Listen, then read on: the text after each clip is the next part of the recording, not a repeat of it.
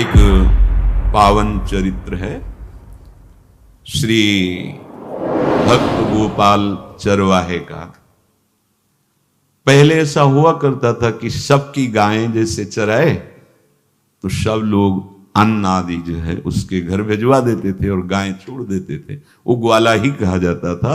सैकड़ों लोगों की गाय चराता था और उसके घर में अन्न आदि जो आवश्यक सामग्री है भिजवा दी जाती थी। ना तो एक अक्षर वो पढ़ा लिखा था और ना कभी उसने भगवान का नाम या कोई चर्चा सुनी थी। उसके कोई परमार्थ से संबंध ही नहीं था। बस गाय चराते थे, जंगल में रहते थे, पत्नी भोजन पहुंचा देती थी और परिवार चलाने के लिए गांव के लोग दे देते थे अन्न, क्योंकि सबकी गाय चराते थे। ना तो उसको किसी धर्म का ज्ञान था, ना किसी साधना का ज्ञान था। एक दिन देखा जंगल से एक मंडली जा रही संतों के। ओ श्री राम जय राम जय जय राम, श्री राम जय राम, ऐसे कीर्तन। संत जन पहले मंडली बना के चलते थे तो नाम कीर्तन पद कीर्तन ऐसे। उसको बड़ा आनंद आया। उसको लगा कि इतने झूम झूम कर संत जन गा रहे हैं, किसी से बात नहीं की, पकड़ लिया। अब पूरा तो नहीं, बस उतना राम राम राम राम ऐसे करने लगा। देखो कई बार कहा है यदि आप बिना गुरु मंत्र के भी नाम जप करेंगे तो नाम जप आपको गुरु तक पहुंचा देगा, क्योंकि गुरु प्रदत्त नाम भगवत साक्षात्कार कराता है। 50 वर्ष की अवस्था लगभग हो गई थी।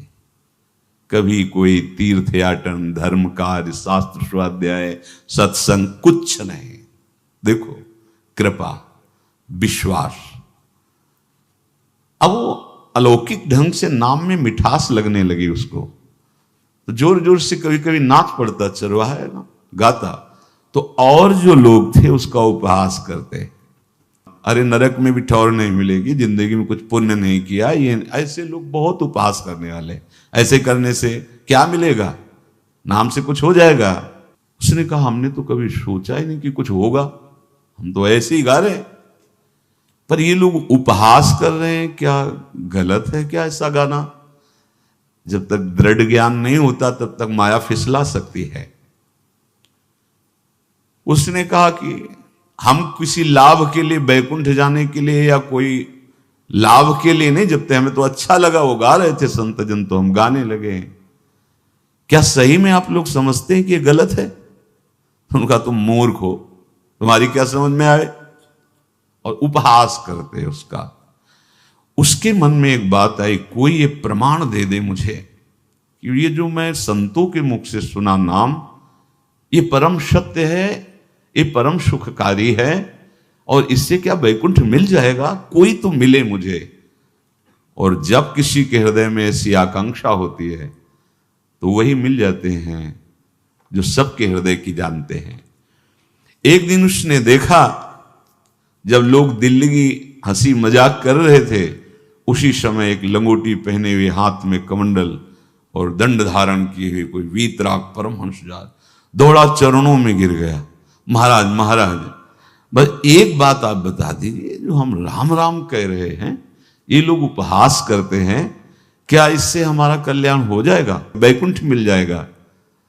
तो उन्होंने कहा बेटा ये बहुत मंगल में भगवान का नाम है, पर हमें लगता है कि तुम्हें गुरुदेव की आवश्यकता है। यदि तुम गुरु कृपा पात्र बन जाओ तो इन उपहास करने वालों की बातें तुम्हारे मन में नहीं लगेंगी और निश्चित तुम्हें भगवत साक्षात्कार हो जाएगा। तो पैर पकड़ लिया और कहा महाराज आप ही गुरु बन जाओ ना हमारे, आप ही हमें मंत्र दे दो। तो उन्होंने कहा हम तो तीर्थ यात्रा में हैं, ऐसा हम नहीं कर सकते, पर यदि तुम भगवान से प्रार्थना करोगे तो तुम्हारे कल्याण के लिए सदगुरु प्राप्त हो जाएगा। इसलिए जैसे कोई पूछते किसको सदगुरु बनाऊं, तुम कहते किसी को नहीं, पहले भगवान को मानो, श्री हरि को, जगत गुरु श्री कृष्ण को, फिर उनसे प्रार्थना करो कि यदि आप आवश्यक समझते हो कि सदगुरु के रूप में आप आकर के हमारा कल्याण करेंगे तो मुझे पहुंचा दो या आप स्वयं आ जाओ। मैं नहीं खोज कर पाऊंगा, मेरी वो दृष्टि नहीं है कि मैं किसी महापुरुष को पहचान सकूं। मैं तुमसे सत्य कहता हूं, सदगुरु की जो शरण में हो गया तो उसके जीवन नौका की डांट सदगुरु अपने हाथ में ले लेते हैं। फिर उसको कोई भय, कोई उपहास, कोई लज्जा नहीं सताती। वो सुख पूर्वक इस दुखद अपार संसार समुद्र से पार हो जाता है। पर बेटा, तेरे ऊपर भगवान की बड़ी कृपा है, क्योंकि तू संतों को मानता है। तू मेरी बात पर विश्वास कर ले, अंदर से तू एकांत में रो, तुझे सदगुरु मिल जाएंगे। अब ऐसा कहकर वो अपने राह में चले तीर्थ यात्रा के लिए। अब वो खोजता, एकांत में बैठकर देखता। कभी कभी वो पेड़ पे चढ़ जाता कि कोई संत तो नहीं आ रहे हैं। अब उसके लिए वहां भोजन पहुंच जाता, पाता, गाय देखता और बस खोज करता कि सदगुरु आ जाए, सदगुरु आ जाए। बहुत समय व्यतीत हुआ, पर उसका विश्वास नहीं टूटा कि संत ने कहा था कि तुम भावना करो कि सदगुरु आ जाएंगे। भगवान सदगुरु बन करके आ गए। वही है सदगुरु। देखा सामने से बड़े तेजस्वी महात्मा बड़े तीव्र गति से आ रहे हैं। वो दौड़ा, गुरुदेव गुरुदेव, चरणों में लौट गया। चरणों में जे ही गिरा तो एक बिजली सी दौड़ी उसके हृदय में। अब बात बन गई, गुरु मिल गए। वो खड़े हो गए। देखते ही सात्विक भाव उत्पन्न हो रहा है, आंसू निकलने लगे।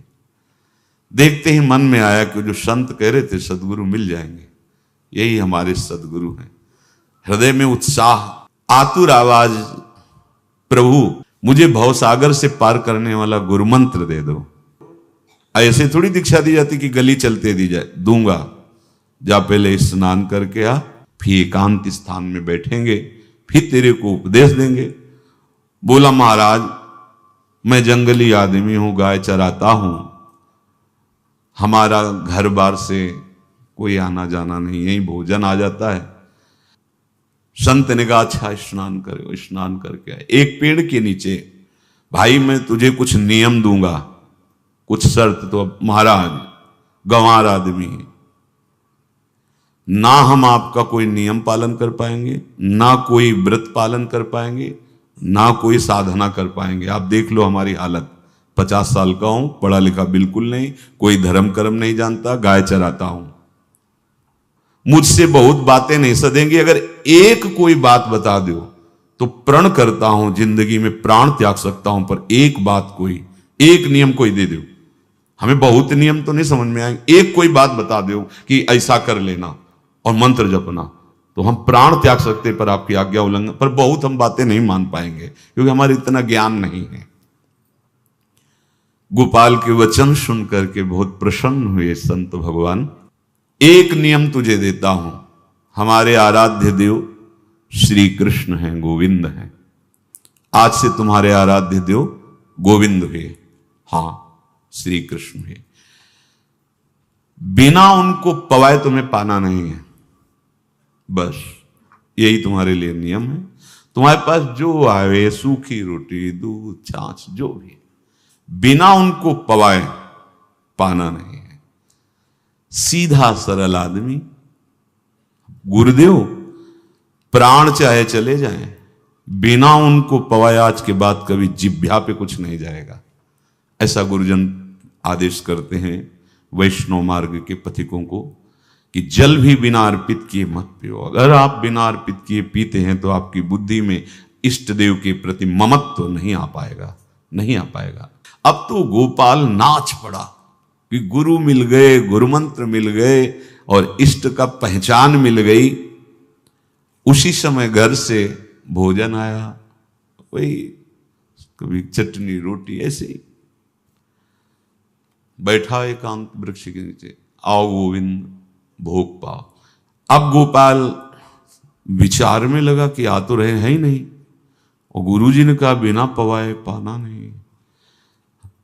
पूरा दिन व्यतीत हो गया। गुरुजी कह रहे थे घट घट में विराजमान भगवान है तो कहीं से भी प्रकट हो सकते हैं, तो अंदर मंत्र जपता हो, कहता आओ भगवान, पाओ आके, नहीं आए। महाराज हमारे गुरुदेव ने आपका ध्यान जो बताया था वैसे ही आओ, आप पाओ आकर के। रात्रि हो गई, देखा पर वो नहीं आए, तो भोजन उठाया, गाय को पवा दिया। तो बहुत सी गायें थी, भूखा रह गया। दूसरे दिन फिर भोजन आया, एक पत्ता टोरा, जल से छिड़का पत्ते में और भोजन रखा। भगवान को फिर पुकारा, आओ प्रभु। गुरुदेव ने आज्ञा की, बिना आपको पवाए हम अपनी जबान में नहीं रख सकते। शाम हो गई, रात्रि हो गई, फिर गौ को दे दिया, नहीं पाया। अब एक तो 50 वर्ष की अवस्था और गौओं के पीछे दौड़ना और भोजन पाना नहीं, शरीर में सामर्थ्य धीरे धीरे कम होने लगी। तीसरा दिन, चौथा दिन, पांचवा दिन, छठा दिन, सातवां दिन, दीनानाथ प्राण चाहे निकल जाए, हम गुरु की आज्ञा नहीं तोड़ सकते। अगर आप नहीं आएंगे तो भूखों मर जाऊंगा। पर हम ये बात देखो, ये बात चरवाहा है, कोई साधना पूर्व की नहीं। गौ सेवा के प्रताप से उससे संतों में प्रीति हो गई, नाम की कृपा से गुरु, गुरु की कृपा से नामी की प्राप्ति की चाह। ऐसे कई दिन व्यतीत होते गए। अस्थि मात्र होए रहे शरीरा। पूछते कि क्या बात है, भोजन तो हम रोज लाते हैं, आप रोज लेते हैं, क्या पाते नहीं? आपका विषय नहीं। शिक्षा मिलती है यहां, अपने गुरु उपदिष्ट साधन को किसी से बताना नहीं चाहिए। गुरु उपदिष्ट साधन जब तक सिद्धावस्था ना पहुंच जाए तब तक गुप्त रखा जाता है। जो जैसे आप सत्संग सुन रहे हो, इसमें कोई वचन आपको लगा, पकड़ लिया, अब वो जीवन में तभी बोलना है जब उसका प्रभाव हमारे जीवन में आ जाए। नहीं ऐसे नहीं बोलना, नहीं तो निकल जाएगा। और अगर रोक लिया तो मंथन करेगा अंदर और आपको उसमें स्थित कर देगा। एक भी शब्द नहीं बताया कि हमारी गुरु दीक्षा हो गई, गुरु जी ने कहा था पवा के पाना, और इतने दिन हो गए भगवान तो आ नहीं रहे, इसीलिए हम पा नहीं रहे, तो हमारी ये दशा है। देखो आज का समय ऐसा है कि प्रगट में सब इंद्रियों के पोषण की व्यवस्थाएं भगवान दी, चाहे गृहस्थ हो चाहे विरक्त हो, लेकिन क्या हमारे अंदर निष्ठा है ऐसी? सबरी जी जब उनके गुरुदेव पधारने लगे तो चरणों में रो के गिरे कि प्रभु, इस पूरे विश्व में मुझ अधम को सिर्फ आप ही प्यार करने वाले, आप ही ने दुलार करके मुझे रखा, नहीं सब जगह ठोकर मिलती, कोई भी संत महात्मा हमारी तरफ देखना नहीं चाहते, और प्रभु आप जा रहे हो, आप कैसे जीवन? जानते हो क्या कहा? हम तो भजन के प्रभाव से भगवान के धाम जा रहे हैं बेटा, भगवान स्वयं चलकर तुम्हारे पास आएंगे। सबरी जी बहुत वर्षों तक कभी गुरु के वचनों पर अविश्वास नहीं हुआ, क्यों कहते थे भगवान आएंगे, रोज पावड़े डालती हूँ, सोहनी लगा के जल छिड़कती हूँ, रोज लगता है फुसला तो नहीं दिया गुरु जी ने? नहीं, गुरु के वचन भगवान आएंगे। शायद ऐसा वर्णन कि शास्त्र हजार वर्ष सोचो जरा, और भगवान आए और सबरी को निहाल किया। ऐसे हो गुरुदेव ने कहा है भगवान आएंगे, जब तक वो ना पाएंगे तब तक हमने कहा है कि और उनका उद्देश्य अलग था कहने का कि आप भगवान को भोग लगा के पाइएगा और भजन कीजिएगा तो मंत्र के प्रभाव से तुम्हारे मानस पटल पर भगवान दिखने लगेंगे। ऐसा होता है, पर वो सीधा आदमी सीधा समझा, जब तक भगवान नहीं पाएंगे तब तक हमें नहीं पाना। 18 दिन बीत गए, कुछ ना खाना ना पीना। गोविंद भी देखते हैं, बाल भक्त ओम प्रकाश जी महाराज यही अपने चामुंडा के पास से उधर, बहुत नामनिष्ठ महात्मा, बाल भक्तों में बहुत ही मानो प्रहलाद जी ही हैं। जैसे प्रहलाद जी नामनिष्ठ भगवान निष्ठ, घट घट में भगवान को देखने वाले, ऐसे श्री ओम प्रकाश जी बाल भक्त। बड़े बड़े महापुरुष गए, हरि बाबा, उड़िया बाबा, सब बस वो यही कहते कि ये श्री कृष्ण का आदेश है। फिर शायद 50 के भी ऊपर दिन गए थे, ऐसे 70 दिन तक उस महापुरुष ने कुछ नहीं खाया, सशरीर अंतर्ध्यान हुए। आज समाधि उनकी बनी। हे, जब महत्व भगवान का जग जाता है तो शरीर का महत्व नहीं। अच्छा, प्राणनाथ जब प्राणों का पोषण कर रहे हैं तो अन्न में भी तो प्राणनाथ की ही दी हुई शक्ति है, तो बिना अन्न के भी उनका पोषण हो रहा है। पर ये भागवती का आदेश से, मनमानी करने से नहीं। मनमानी करने में फिर मार्ग रुक जाएगा। भगवान आदेश करते हैं अपनी वाणी से, युक्ताहार विहार से, उचित आहार विहार, वो तो भगवद आदेश होता है। 18 दिन बीत गए, 19वें दिन जब भोजन आया तो पेट की आंतें सब सिकुड़ गई थी। वैसे ही 50 वर्ष के थे, आंखें धस गई थी, उठने की ताकत नहीं। पत्नी ने फिर कहा कि आप कुछ तो बताइए कि क्या आपको कोई रोग हो रहा है? आप भोजन नहीं पा रहे, मैं रुक जाऊं यहीं आपकी सेवा के लिए, या आप घर चलिए? कोई उत्तर नहीं। आप जाइए, हम ठीक हैं। ऐसा फिर धीरे से पत्ता लाए, छिड़का भगवान, आओ पाओ आकर के। शाम हो गई, फिर गाय को दे दिया। विचार कर लिया कि अब मरना ही है, मुझ जैसे अधम के पास भगवान तो आएंगे नहीं, वो तो भगवान है। पर मैं अपने गुरु के वचन नहीं तोड़ सकता, मर चाहे जाऊं। 27 दिन व्यतीत हो गए, एक कवल भी अन्न नहीं पाया। न चलने की शक्ति थी, न पत्ता लाने की शक्ति थी, न जल छिड़कने की शक्ति थी। जिस पात्र में भोजन लाई थी, लेटे ही लेटे खोला और कहा, प्रभु मुझे पता है आप इस शरीर से नहीं मिलोगे, पर आप जान लो मैं अपने गुरु की आज्ञा का उल्लंघन नहीं करूंगा। ये मतलब जितने महान हुए हैं सब निष्ठाओं में निष्ठावान हुए हैं, अपने लोग फिसड्डी हैं। जरा सा कोई दुख, जरा सा कोई सुख, फिसल जाते हैं। प्राण अनंत जन्मों की बिगड़ी 27 दिन क्या होते हैं? क्या होते 27 दिन? अनंत जन्मों का जमा कूड़ा करकट भगवान साफ कर रहे हैं। ये जो तन्मयता, गुरु निष्ठा, जो प्राण भूख से व्याकुल, सब भस्म हो रहे हैं पाप अनंत जन्मों के। अनंत जन्मों, जैसे हम सोचे कि भगवान इतने निर्दयी कैसे हैं? नहीं निर्दयी, आत्मा को कुछ फर्क नहीं पड़ता। और शरीर ने जो किए हैं जन्म जन्मांतरों के, वो निष्ठा के कारण दुख नहीं पहुंचेगा। निष्ठावान को दुख नहीं पहुंचता, वो आपको दिखाई देगा दूर से, उसको दुख नहीं पहुंचता, क्योंकि निष्ठा का कवच है, वो कभी कोई भेद नहीं सकता। किसी भी माया के यंत्र में ताकत नहीं कि निष्ठा को भेद सके, उसी को निष्ठा कहते हैं, नहीं भेद पाए। 27वां दिन है। पति की दशा देख करके कहा, स्वामी अब तो आप कहोगे भी तो मैं नहीं जाऊंगी। हम आपकी दशा, इशारे से कहा, आज भर चली जा, क्योंकि उसको लग रहा था आज प्राण निकल जाएंगे। आज भर चली जा, फिर कल से जैसी तेरी आज चली जा। इशारे से, बोलने की भी सामर्थ्य नहीं थी।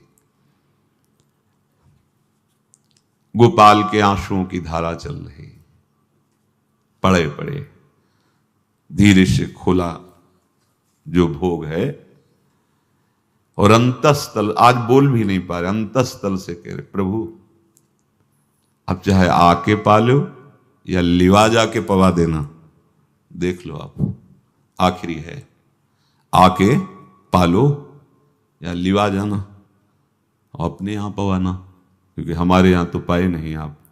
बड़े प्रेम से अंदर से आवाज आई, गोपाल। आंख खुली, क्योंकि बोलने की हिम्मत ने, ये अंदर से प्रार्थना की थी, गोपाल वो अमृतमय। गुरुदेव ने कहा था कि उनकी वाणी से अमृत बरसता है। एकदम आंख खुला, देखा वही पीतांबर, वैसे ही मोर मुकुट, वही मुरली, वही करधनी, वैसे नूपुर, वैसे ललित त्रिभंगी। गुरुदेव ने जैसा वर्णन किया था वैसा ही सुंदर रूप गोपाल के सामने।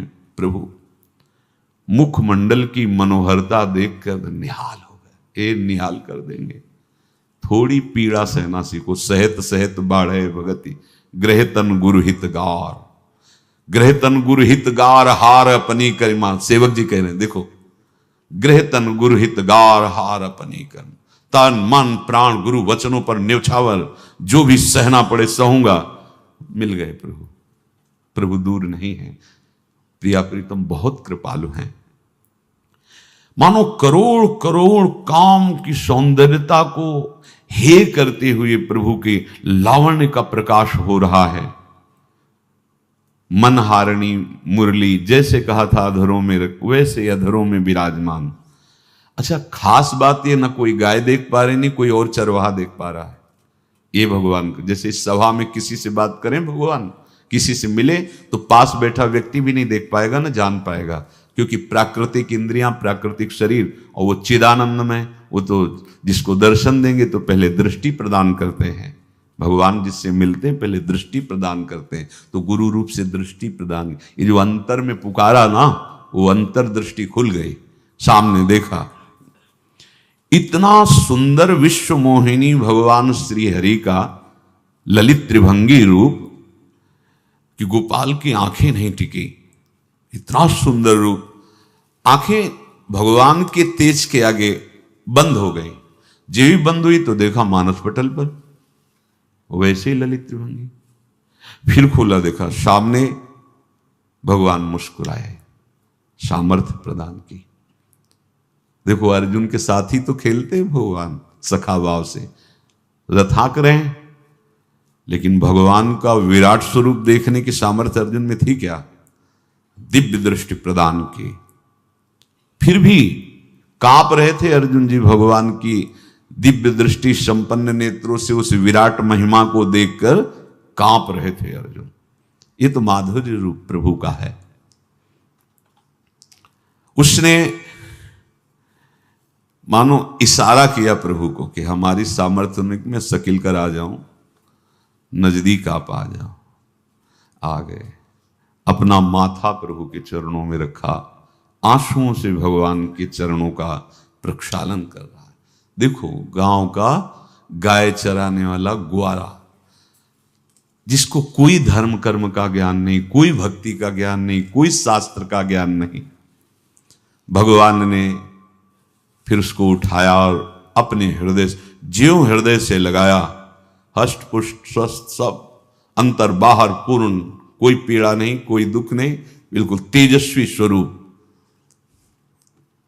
भगवान की स्पर्श की महान सामर्थ्य है। बाली ने बहुत मारा ना सुग्रीव को, तो कर प्रसाद सुग्रीव शरीरा, जे इस पर सारी पीड़ा गई। भगवान अमृत सावी है, भगवान दिव्य चिदानंद भाव देने वाले हैं। अब तो सुरमुनि वांछित प्रभु की छाती से लपटा हुआ है। ये ऐसा ना सोचो कि कहानियां हैं, ऐसा नहीं। ये सत्य विषय आप भी प्राप्त कर सकते हैं, इसी के लिए रोज सत्संग होता है।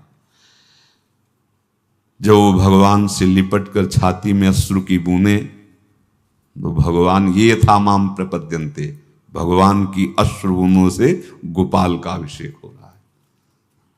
मानो सुदामा मिलन हो रहा है जैसे। भगवान को दैन्य बहुत प्रिय है। तभी भाई जी महाराज कहते हैं पद में कि बुद्धिहीन बना दो हे भगवान, हमें बुद्धिहीन बना दो। ये जो बहुत बुद्धि चलती है ना, इसके लिए दौड़ भाग है। नहीं, सीधे प्रभु हमारे हैं, हम प्रभु के हैं। नाम जप आश्रय भगवत प्राप्ति निश्चित।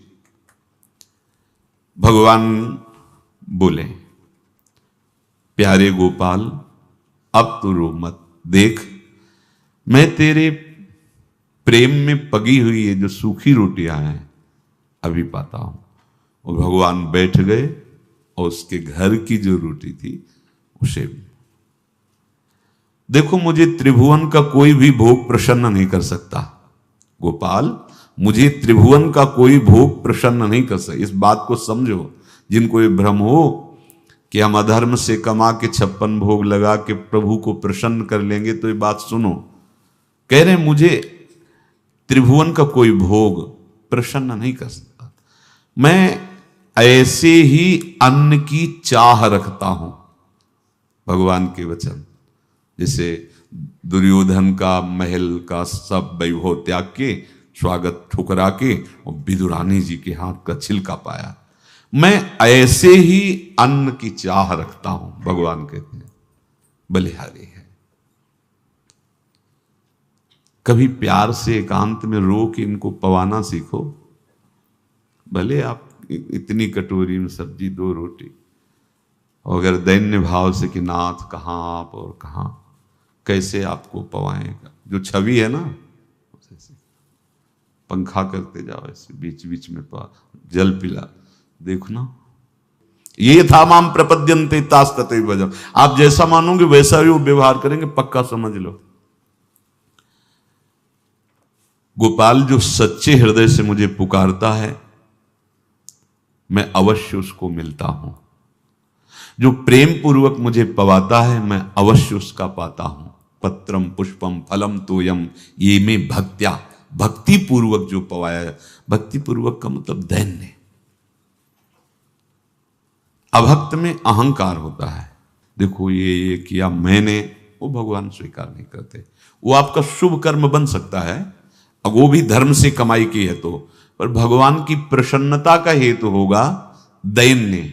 जहां भी देखो, हमारे स्वामी को जहां भी देखो दैन्य में बिके हुए पाए गए, दैन्य में। और ये दैन्य किसी बाजार में नहीं मिलती, ये दैन्यता बनावटी नहीं होती, ये वस्तुतः हृदय की होती, भगवत प्रदत्त ही होती है। पर जो संत सदगुरुदेव की आज्ञा का अक्षरशः पालन करे तो इस दैन्य का निश्चित प्रादुर्भाव हो जाएगा, अहंकार गलित हो जाएगा। वत्स, मैं किसी भी वस्तु का कभी भूखा नहीं हूं।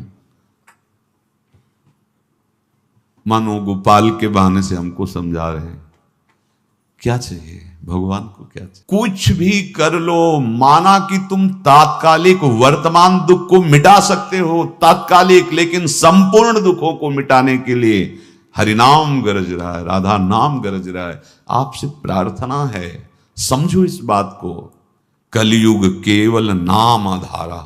देखो, सुन के राम राम शुरू किया, मिल गए सिद्ध सदगुरुदेव, दे दिया मंत्र, बता दी निष्ठा, और मिल गए भगवान।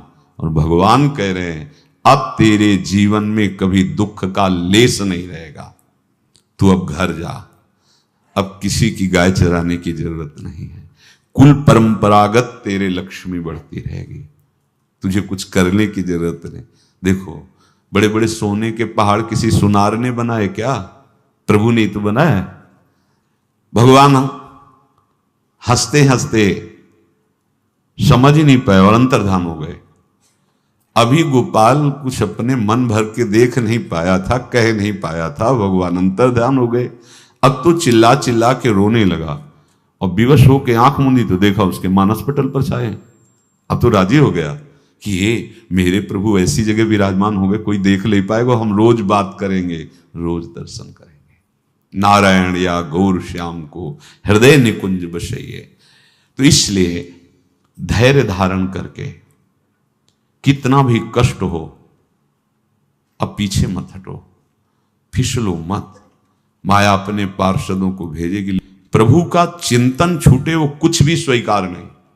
प्रभु का चिंतन होते हुए जो हो रहा है उनका सृष्टि का कार्य है, जो जो जिसको सेवा दी हो रहा है। हमारा प्रभु का आश्रय अगर बदला किसी व्यक्ति का आश्रय या किसी अन्य का आश्रय, बहुत घाटा हो जाएगा। अपने इस मन को देखते रहिए कि प्रभु को प्रथम नंबर में रखता है या द्वितीय नंबर में। हमें तो लगता है ये हो सकता है चौथे पांचवें नंबर पे रखता हो।